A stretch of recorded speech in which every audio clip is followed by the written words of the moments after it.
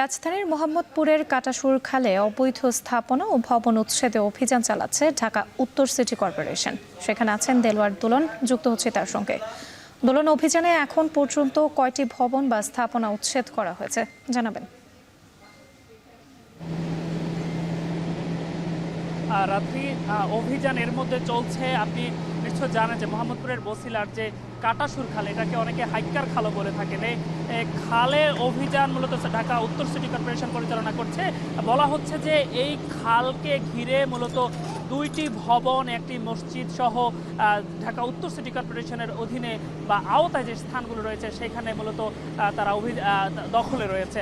আর সেগুলো অপসারণে মূলত আজকের এই অভিযান পরিচালনা করা হচ্ছে। এছাড়াও আমরা দেখেছি যে ছোট বড় মিলিয়ে বেশ কিছু ঘরও এই খালকে ঘিরে করা হয়েছে।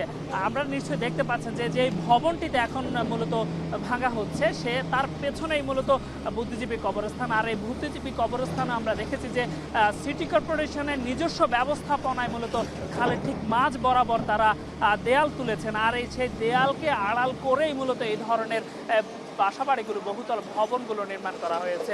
আমরা যদি বলে রাখি যে এই 2টি ভবন ছাড়াও মসজিদ যেমনি দখল করা হয়েছে সেগুলোকেও আজকে অপসারণ করার উদ্যোগ নেওয়া হয়েছে আজকে সিটি কর্পোরেশনের পক্ষ থেকে।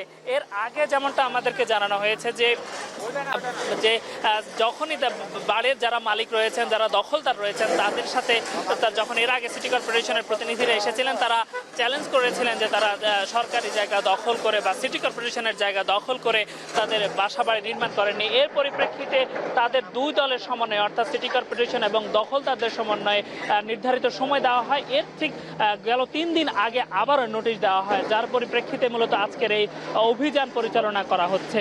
আর এই অভিযানের মধ্য দিয়ে সিটি কর্পোরেশন বলছে যে যারাই সরকারি জায়গা কিংবা সিটি কর্পোরেশনের জায়গা দখল করে বাসাবাড়ি নির্মাণ করেছেন তাদের ক্ষেত্রে জিরো টলারেন্স নীতিতে তারা হাঁটছেন। তারা বলছেন যে যারাই নির্মাণ করেছে কিংবা নির্মাণ করছেন এখন তাদেরকে অপসারণ করা হবে, গুড়িয়ে দেওয়া হবে।